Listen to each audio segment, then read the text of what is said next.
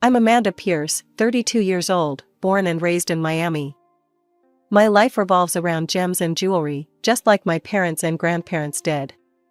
Pierce Gems, our family's boutique jewelry store, sits pretty in Miami's fancy shopping district.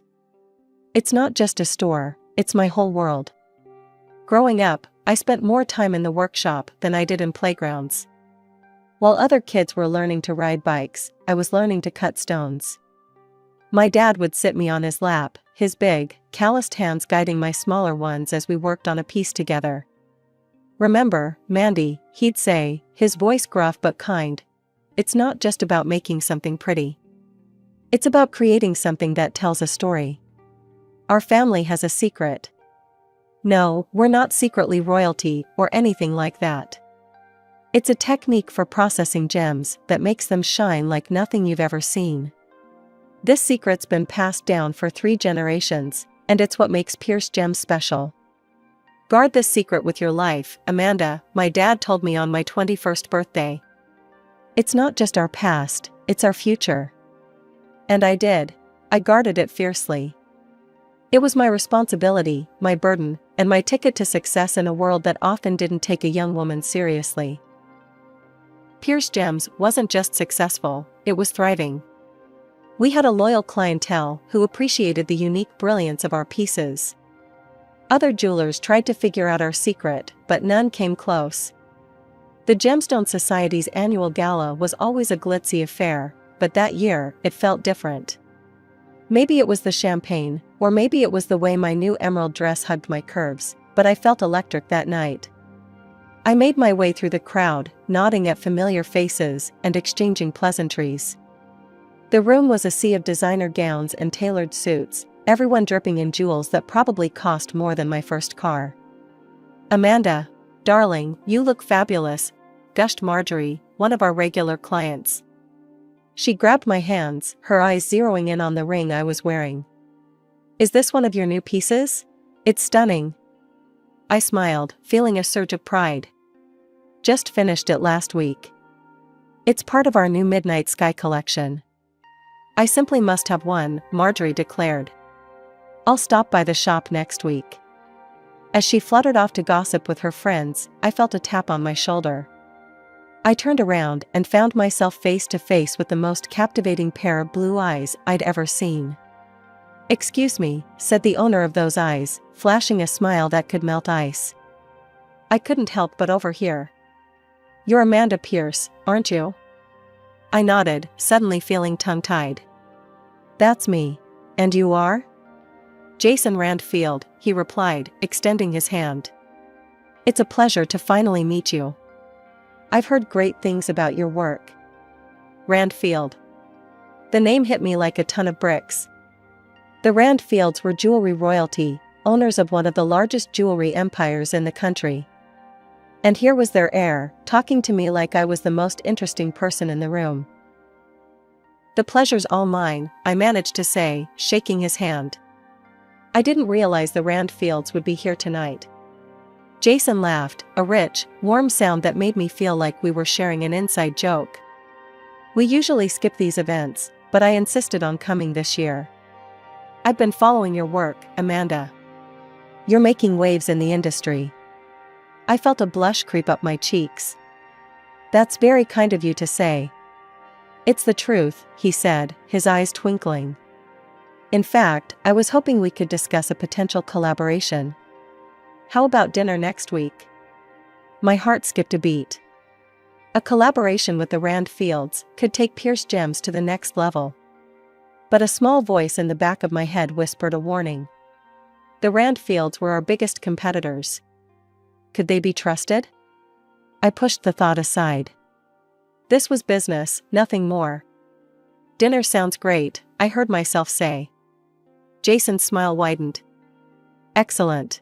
I'll have my assistant set it up." He glanced over my shoulder and frowned slightly. "I'm afraid I have to mingle, but I'm looking forward to our dinner, Amanda." As he walked away, I felt like I was floating. Jason Randfield had sought me out. Me, Amanda Pierce, the girl who spent more time with gems than people. The rest of the night passed in a blur. I danced, I laughed, I networked. But my mind kept drifting back to those blue eyes and that dazzling smile. Jason had chosen a trendy restaurant in South Beach, the kind of place where the who's who of Miami came to see and be seen. As I walked in, I spotted him immediately, looking impossibly handsome in a tailored suit. He stood up as I approached, his eyes lighting up. "Amanda," he said, taking my hand. "You look stunning." I felt a flutter in my stomach, but pushed it down. "Thank you, Jason. You clean up pretty well yourself." As we sipped our wine, the conversation flowed easily. We talked about our shared passion for jewelry, swapping stories about difficult clients and challenging designs. I found myself relaxing, drawn in by Jason's wit and charm. "So," I said, as our main courses arrived. "You mentioned a potential collaboration at the gala. What did you have in mind?" Jason leaned forward, his eyes sparkling with excitement. "I've been following your work for a while now, Amanda. The way you bring out the brilliance in gems, it's unlike anything I've seen before. I think a partnership between Pierce Gems and Randfield Jewelry could revolutionize the industry." I raised an eyebrow. "That's a bold statement. How exactly would this partnership work?" "We have the resources and the reach," Jason explained. "You have the skill and the innovation. Together, we could create a line that combines the best of both our worlds." It sounded tempting, I had to admit. But years of protecting our family secret made me cautious. "And what about our individual techniques? Our trade secrets?" Jason held up his hands. "Those would remain separate, of course. This would be about combining our strengths, not revealing our secrets." I nodded slowly, turning the idea over in my mind. "It's an interesting proposition. I'd need to think about it, discuss it with my team." "Of course," Jason said, his smile understanding. "Take all the time you need. I'm not going anywhere." As dinner progressed, our conversation drifted from business to more personal topics. Jason told me about growing up in the shadow of the Randfield Empire, the pressure to live up to his family name. I found myself opening up about my own experiences, the weight of carrying on the Pierce legacy. Before I knew it, we were seeing each other regularly. Jason swept me off my feet with grand gestures and intimate moments. One weekend, he surprised me with a spontaneous trip to the Bahamas. "Pack a bag," he said, showing up at my door with a mischievous grin. "We're going on an adventure." I hesitated, thinking about the orders I needed to fill. "Jason, I can't just leave. I have work." He silenced me with a kiss. "The work will be there when you get back." "When's the last time you took a break, Amanda?" I couldn't remember, and that realization made me pause. Maybe he was right. Maybe I did need a break. The Bahamas were like a dream.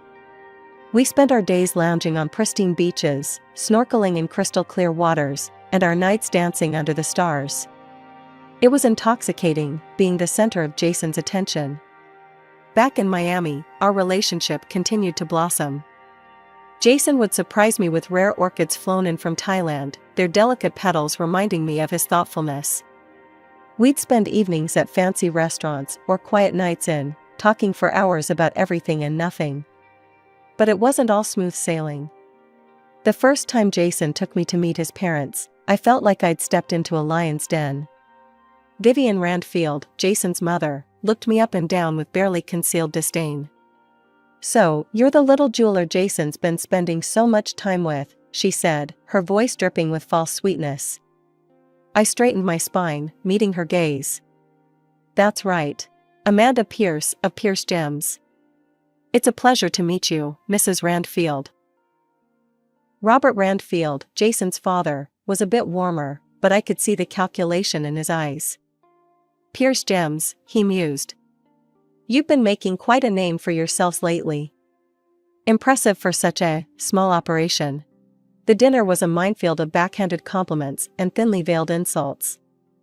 At one point, Vivian accidentally spilled her red wine on my dress. "Oh, I'm so sorry," she exclaimed, not sounding sorry at all. I suppose your hands must be too rough from all that manual labor to hold delicate glassware properly. I plastered on a smile even as I seethed inside. No worries, Mrs. Randfield. Accidents happen. Jason squeezed my hand under the table, a silent show of support. Later, as he drove me home, he apologized profusely. I'm so sorry about my parents, he said, his knuckles white on the steering wheel. They can be difficult. I sighed, looking out at the Miami skyline. It's okay. I'm sure they're just protective of you. Jason shook his head. It's not okay. You're important to me, Amanda. They need to accept that. His words warmed my heart, pushing away the lingering chill from his parents' cold reception. As weeks turned into months, I found myself falling harder for Jason. He was everything I'd never known I wanted, charming, worldly, and seemingly head over heels for me. For the first time in my life, I felt truly seen and appreciated for more than just my craft. We'd been dating for about 8 months when he surprised me with a trip to Paris. Pack your bags, darling, he said, his eyes twinkling with excitement. We're off to the city of love. And so I found myself in Paris, strolling hand in hand with Jason along the Seine, marveling at the architecture, and indulging in decadent French cuisine. It was like a dream. On our last night in Paris, Jason took me to dinner at a Michelin-starred restaurant with a view of the Eiffel Tower. As we finished our dessert, he suddenly looked nervous. Amanda, he said, reaching across the table to take my hand. These past months have been the happiest of my life. I can't imagine my life without you. He stood up, and to my shock, got down on one knee beside our table. The other diners gasped and turned to watch. Amanda Pierce, Jason said, pulling out a small velvet box. Will you marry me? I stared at the ring in shock.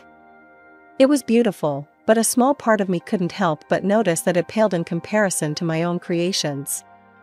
I pushed that thought aside, focusing instead on the man kneeling before me, his eyes full of hope and love. Yes, I heard myself say. Yes, I'll marry you. When we returned to Miami, reality came crashing back. Jason's parents insisted on throwing us an engagement party, and I found myself thrust into a world of high society that I'd only ever observed from the outside. The party was a lavish affair at the Randfield mansion. As I circulated among Miami's elite, I couldn't help but feel out of place. These people lived in a different world than I did, a world of old money and ingrained privilege. Vivian Randfield cornered me by the champagne fountain, her smile as sharp as a diamond-tipped saw. Amanda, darling, I must say, we were all quite surprised when Jason announced your engagement. It's not often a Randfield marries outside our social circle. Before I could respond, Jason appeared at my side, placing a protective arm around my waist. Mother, I hope you're not giving Amanda a hard time. Vivian's smile didn't reach her eyes. Of course not, darling. I was just welcoming Amanda to the family. Later that night, as Jason and I slow danced under the crystal chandeliers, he leaned in close. I have an idea, he whispered. Why don't you make a special piece for my mother? As a peace offering. Show her what you can do. I hesitated.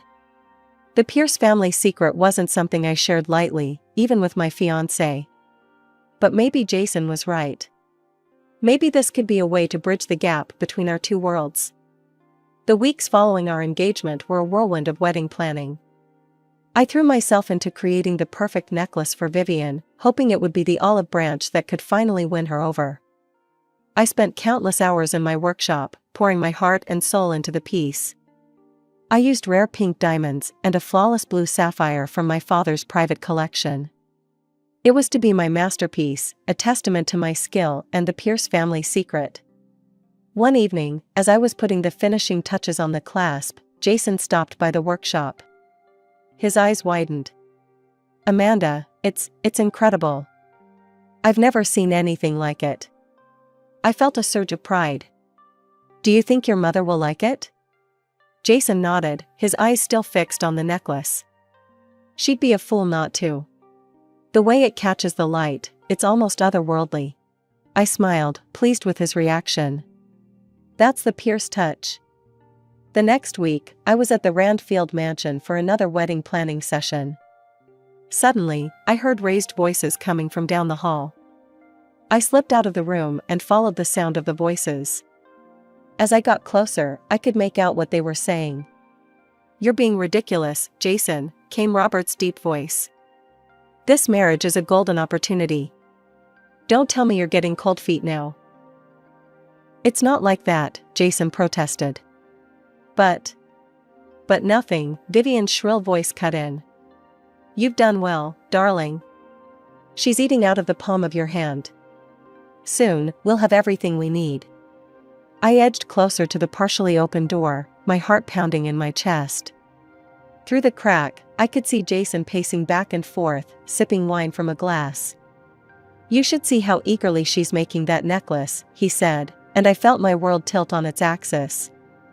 "She has no idea she's handing over the keys to her entire legacy."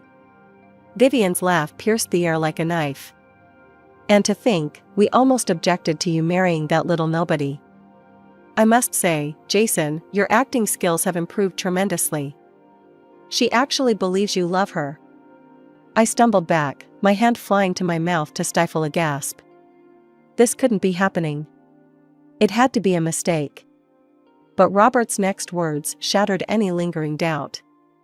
"Once we have the Pierce secret, we'll corner the market," he said, his voice filled with smug satisfaction. "Who cares if her quaint little shop goes under? It's just business, after all." I felt like I was going to be sick. My vision blurred with unshed tears as the full weight of their betrayal hit me. Jason, the man I thought I loved, the man I had agreed to marry, had been using me all along. The days following my shocking discovery were a blur of emotions and careful planning. On the surface, I played the part of the excited bride-to-be perfectly. I gushed over flower arrangements, fretted about seating charts, and continued work on Vivian's necklace. But inside, I was seething with rage and plotting my revenge. "How's the necklace coming along, darling?" Jason asked one evening, wrapping his arms around me from behind as I worked in my studio. I fought the urge to flinch away from his touch. "Almost done," I replied, forcing a smile. "Your mother is going to love it." Late into the night, after Jason had gone home, I began creating a new collection. Each piece was a work of art, telling the story of betrayal through intricate designs and carefully chosen gems. But jewelry wasn't my only focus. One day, I broke into Jason's home computer and downloaded all the files I could find. I spent hours poring over the Randfield Company documents, looking for any discrepancies or signs of wrongdoing. It was tedious work, but my determination fueled me. One night, as I was going through a stack of financial reports, something caught my eye. The Randfields had been systematically replacing high-quality gems with cheaper alternatives in their jewelry, scamming their customers out of millions. The next challenge was gathering evidence of their plot against me. I bought a small, high-quality recording device and began carrying it with me everywhere. It felt dirty, but I reminded myself that they had started this game. I was just finishing it. As the final week before the wedding arrived, I put the finishing touches on my plan. I had evidence of the Randfields' gem scam, recordings of their plot against me, and a collection that would shock Miami's elite to its core. The morning of the wedding dawned bright and clear, a perfect Miami day. As I arrived at the beachfront venue, my heart was pounding, but my resolve was firm. I clutched my velvet-lined case, containing my new collection and all the evidence I'd gathered, like a lifeline. "Amanda, there you are." Jason's best man, Mark, called out as I entered. "Everyone's been looking for you. Are you ready?" I gave him a tight smile. "More ready than you know." As I was ushered into a private room to wait, I could hear the murmur of guests arriving outside. Miami's elite, all gathered to witness what they thought would be the society wedding of the year. If only they knew. The wedding march began to play, and I started my walk down the aisle. Faces turned to watch me, smiling and expectant. I saw Vivian and Robert in the front row, looking smug and satisfied. Jason waited at the altar, beaming at me. But as I reached the altar, instead of taking Jason's hand, I turned to face the assembled guests. "I'm afraid there won't be a wedding today," I announced, my voice clear and strong. Gasps echoed through the crowd. Jason's face contorted in confusion. "Amanda, what are you doing?" I ignored him, addressing the guests instead. "Instead, I'll be unveiling my newest collection, The Art of Betrayal." With that, I opened my case and began to pull out the pieces one by one, explaining the symbolism behind each one. The snake bracelet, representing deceit. The shattered diamond ring, symbolizing broken trust. The color-changing teardrop earrings, reflecting the shifting nature of lies. As I spoke, I saw understanding and horror dawn on the Randfields' faces. But I wasn't done yet. "And for the grand finale," I said, pulling out Vivian's necklace. "A special commission with a hidden message." I held it up to the light, revealing the word liar spelled out in pink diamonds. The crowd gasped again, this time in a mix of shock and admiration. "Amanda, stop this nonsense right now," Robert Randfield bellowed, his face red with anger. But I was beyond stopping. I pulled out the documents I'd gathered, the recordings I'd made. "The Randfields aren't just liars in love," I announced. "They're liars in business too." I proceeded to lay out the evidence of their gem scam, playing recordings of their plot against me and Pierce Gems. With each revelation, the crowd's murmurs grew louder, shocked faces turning to the Randfields for explanation. "This is preposterous," Vivian shrieked, but her voice was shaking. As security began to escort the sputtering Randfields out, I addressed the crowd one final time. "I stand before you not as a bride, but as a businesswoman protecting her legacy. Pierce Gems will continue to create beauty and brilliance, without compromising our integrity." The aftermath was chaos. Reporters who had come to cover a society wedding found themselves with a much bigger story. Photos of my triumphant face and stunning jewelry splashed across social media and magazines worldwide. In the days following what the press dubbed the wedding that wasn't, my life became a whirlwind of interviews, legal meetings, and damage control. The story had exploded beyond Miami, capturing national attention. My phone rang nonstop with calls from reporters, industry insiders, and even a few Hollywood producers interested in my story. I sat in my workshop, surrounded by half-finished pieces and stacks of newspapers, all featuring my face on the front page. The headlines ranged from "Jewel of Deception," "Heiress Exposes $1 Million Scam," to "Love, Lies, and Luxury, the Pierce Randfield Saga." The Randfield empire crumbled under the weight of the scandal, with multiple lawsuits filed against them. My best friend and now lawyer, Sarah, burst through the door, her arms full of more newspapers and legal documents. "Amanda," she said, dropping everything on my workbench. "We need to talk strategy. The press is having a field day, and we've got at least a dozen interview requests." Over the next few weeks, I carefully chose which interviews to give. I spoke about the importance of transparency in the jewelry business, the need for stricter regulations, and my vision for a more ethical industry. As the weeks turned into months, the media frenzy began to die down, but my resolve only grew stronger. I channeled my energy into Pierce Gems, pushing myself to create more innovative designs while maintaining our commitment to ethical sourcing. One evening, as I was locking up the shop, a woman approached me. She looked familiar, but I couldn't place her. "Ms. Pierce," she said hesitantly. "I'm sorry to bother you, but I wanted to thank you." I tilted my head, confused. "Thank me? For what?" She smiled sadly. "I bought a Randfield piece for my 25th wedding anniversary. After your exposé, I had it appraised. Turns out, the stone wasn't nearly what they claimed it was. Thanks to you, I was able to get my money back." I felt a lump form in my throat. "I'm glad I could help." As she walked away, I realized that my actions had affected real people, not just faceless consumers.